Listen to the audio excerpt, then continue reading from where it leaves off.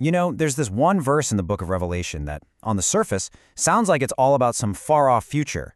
But what if it's actually about a really profound level of care that's available to us right now? So today, we're going to unpack Revelation 7:16 and find out what it really means to be completely provided for. And what's so cool is this promise. It doesn't just pop up out of nowhere in Revelation. Nope. Hundreds of years before, the prophet Isaiah wrote these words, which sound incredibly similar. This whole idea of perfect provision, of total protection, it's an ancient one, you know? It's been echoing through the scriptures, really setting the stage for what's to come. And yeah, that gets us right to the heart of the matter for this whole explainer. When we hear language like this, should we automatically file it away under end times or heaven? Or is the source material pointing us to a spiritual reality we can actually tap into today? That's the tension we're going to dive into.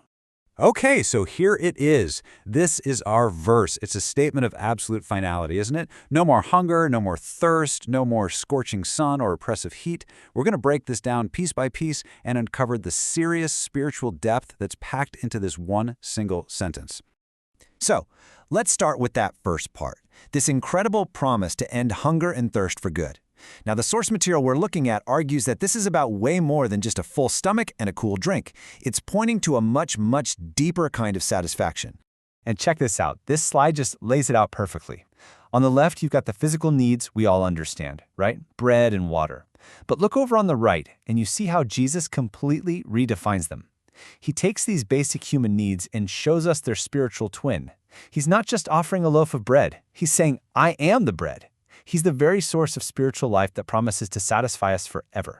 And this famous line just hammers the point home, doesn't it? It confirms that there's a deeper hunger, a more profound thirst inside all of us that physical things just can't touch. So the promise back in Revelation, it's all about fulfilling that core spiritual need once and for all. Okay, so we've got the hunger and thirst part covered. Let's shift gears to the second half of the verse, because this is where the idea really builds. What in the world does it mean that neither shall the sun light on them, nor any heat? Again, we're not just talking about the weather. We're looking for that spiritual parallel. So let's just focus on this phrase for a second. Back in the ancient world, the sun wasn't just a friendly light in the sky. It could be a relentless, scorching, life-threatening force. It was a symbol of an oppressive external power you couldn't escape. This promise, then, is about being set free from that kind of force. So what takes its place? And here's the answer, right from Jesus himself. I am the light of the world. The source material argues that this means believers are no longer dependent on an external system, symbolized by the sun, for our light or for our life. We have an internal source now. The light of life is inside us, sustaining and guiding us from the inside out. It's a total game changer. Okay, now this is where things get really cool. If you thought this promise sounded powerful in English, just you wait. We're about to look at a couple of key phrases in the original Greek language, and trust me, it adds a whole new layer of certainty and power to what's being said here. All right, first up, we've got this Greek word ukete.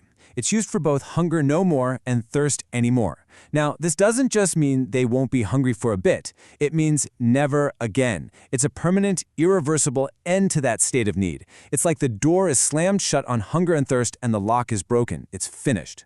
Then we get to the part about the sun. The Greek here uses a double negative, ume. Now in English, a double negative is just confusing. But in Greek, oh man, in Greek it's the most powerful way to say no.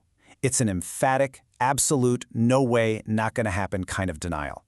It's not just that the sun won't shine on them, it's that it absolutely will not. There's zero room for doubt. So, when you put it all together, the language is just airtight. This slide sums it up perfectly. It's not just they won't hunger, it's they will never again hunger. It's not the sun won't light on them, it's the sun will absolutely not light on them. You see? The original language just locks in the permanence and the certainty of this promise. There are no loopholes. All right, so what does this all mean for us? We've talked about the spiritual meaning, we've seen the absolute certainty in the language. Now, let's bring it all home and really land on the source's main point. This isn't just some abstract theology. This is about living in a completely new reality.